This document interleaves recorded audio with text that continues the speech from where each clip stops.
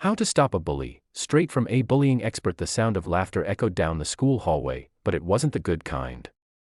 It was sharp, cruel, the kind that pierces through someone's confidence like a knife.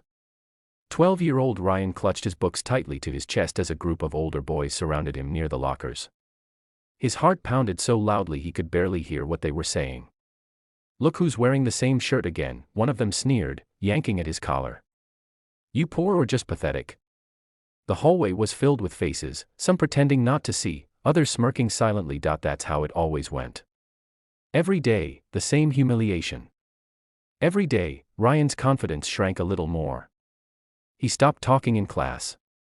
He stopped sitting with anyone at lunch. He stopped smiling. His world became smaller, one where fear ruled his mornings and dread followed him home. His mother noticed the change, but Ryan always brushed it off. "Just tired," he'd mumble. But inside, he was breaking. Then one afternoon, something shifted. As Ryan sat on the bus ride home, headphones in and eyes glued to the window, he overheard two kids talking. "You ever watch Mr. Jameson's videos?" one of them said. "The guy who teaches how to deal with bullies. He's like an expert or something. Used to be bullied himself." Ryan's curiosity sparked. That night, long after dinner, he opened his laptop and typed, "How to stop a bully, Mr. Jameson." The man in the video didn't look like a superhero. He wasn't shouting or preaching. He was calm. Wise. "When you face a bully," Mr. Jameson said, "you're not just fighting them. You're fighting the voice in your head that says you deserve it. But you don't. No one does. And that's where the fight begins." Ryan watched video after video: how to speak confidently, how to control your reaction, how to build allies, how to understand that bullies thrive on power, not truth. He learned that bullies are often broken people trying to make others feel small because that's how they feel inside. The next morning, something inside him clicked. For the first time in months, he stood taller as he walked through those same school doors. It wasn't easy. The bullies were waiting. "There he is, the little loser," one of them jeered. But this time, Ryan didn't freeze. He took a breath, remembered the words, "Stay calm.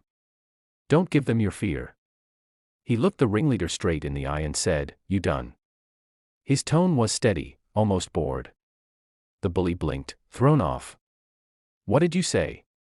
"You heard me," Ryan replied, voice even. "You've been saying the same thing for weeks. You getting bored yet?" For a moment, there was silence. Then laughter. But this time, it wasn't just at Ryan. Some of the bystanders smirked at the bully instead. He didn't expect that. Bullies hate losing control, and Ryan had just taken it back. The group walked off, muttering insults, but something was different. They didn't look as powerful anymore. Over the next few weeks, Ryan practiced what he learned. When they tried to provoke him, he didn't react. He started joining other kids at lunch again, helping a younger student with homework, cracking jokes in class. His confidence grew like wildfire. He even joined the school's martial arts club, not to fight, but to learn discipline and self-respect. He realized that standing up to a bully wasn't always about fighting back with fists, it was about fighting back with strength of mind. Then one day, something unexpected happened. The same bully, Jason, showed up late to class, eyes red. Ryan caught him sitting alone on the steps after school. He hesitated, then walked over. "Hey," he said quietly, "you okay?" Jason didn't answer at first. Then he muttered, "My dad got arrested last night." The words hit Ryan like a wave. Suddenly, he saw the truth behind the cruelty, pain, confusion, anger. Ryan didn't say much. Just sat there beside him. Sometimes, silence speaks louder than words. Over time, their tension faded. They never became best friends, but the bullying stopped completely. Jason even nodded to him in the hall once. It was small, but it meant everything. Years later, Ryan became what he once needed most, a voice for kids who felt powerless.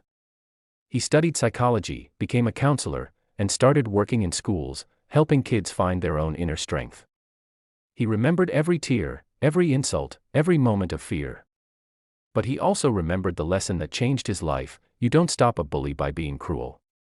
You stop them by being unbreakable.